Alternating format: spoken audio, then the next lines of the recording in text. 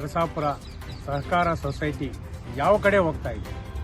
ಅದು ರೈತರ ವಾಡನಾಡಿ, ಜೀವನಾಡಿ. ಆದರೆ ಇತ್ತೀಚೆಗೆ 3 ದಿನದಿಂದ ನೋಡ್ತಾ ಇದ್ದೀವಿ, ಅಲ್ಲಿ ಹಾಲಿ ಅಧ್ಯಕ್ಷರಾಗಿದ್ದಂತಹ ಕಾಜಿಕಲ್ಲಳ್ಳಿ ಮುನ್ರಾಜ್ ಅವರ ವಿರುದ್ಧ ಏನು ಆರೋಪದ ಪಟ್ಟಿನೇ ಬರ್ತಾ ಇದೆ.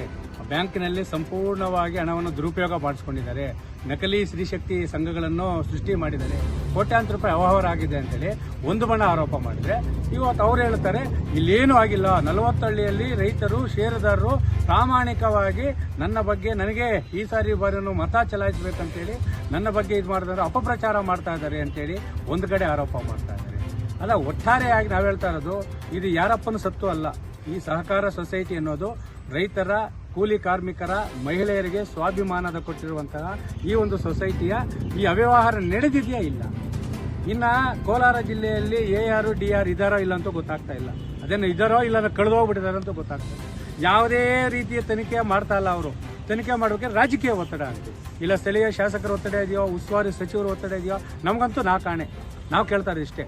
ಆದರೆ ಇವತ್ತು ಮೈತ್ರಿಕೂಟ JDS BJPಯವರು ಪ್ರಬಲವಾಗಿ ಹೊರತು ನಕಲಿ ಷೇರುದಾರರನ್ನ ಸೃಷ್ಟಿ ಮಾಡಿದ್ದಾರೆ ಹಾಲಿ ಅಧ್ಯಕ್ಷರು. ಇವತ್ತು ಹಣದ ಆಮಿಷ ಒತ್ತಾ ಇದ್ದಾರೆ ಅಂತೇಳಿ 3 ದಿನ 4 ದಿನ ಆಯಿತು ಹೋರಾಟ ಮಾಡಿದ್ರು.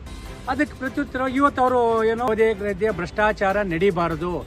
ಜೊತೆಗೆ ಈ ಒಂದು ಮೈತ್ರಿಕೂಟ ಅವರು ಆರೋಪ ಮಾಡಿದ್ದಾರೆ, ನಕಲಿ ಷೇರುದಾರರು ಅಂತಿದ್ದಾರೆ, ಅದನ್ನು ಕೂಲಂಕುಷವಾಗಿ ಪರಿಶೀಲನೆ ಮಾಡೋವರೆಗೂ ಚುನಾವಣೆ ಮುಂದೂಡಿ. ನಾಳೆ ಚುನಾವಣೆ ನಡೆಯೋದು ಬೇಡ.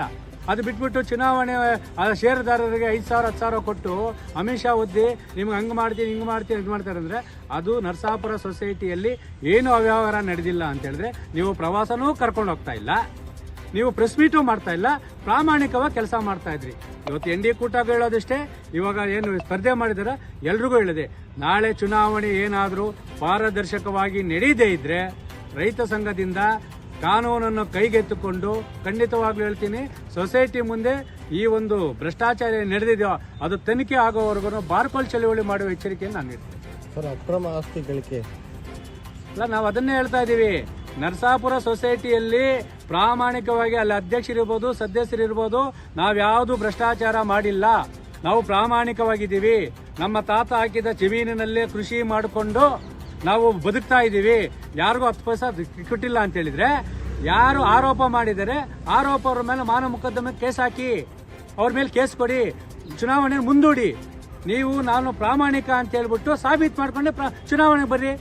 ಇನ್ನು ನಾಳೆ ಚುನಾವಣೆ ಇದ್ಕೊಂಡು 5,000 10,000 ಯಾಕೆ ಅನ್ಸ್ತಾ ಇದ್ದೀರಾ? ಆ ದುಡ್ಡು ಎಲ್ಲಿ ಬಂತು? ಸೊಸೈಟಿದಲ್ವಾ?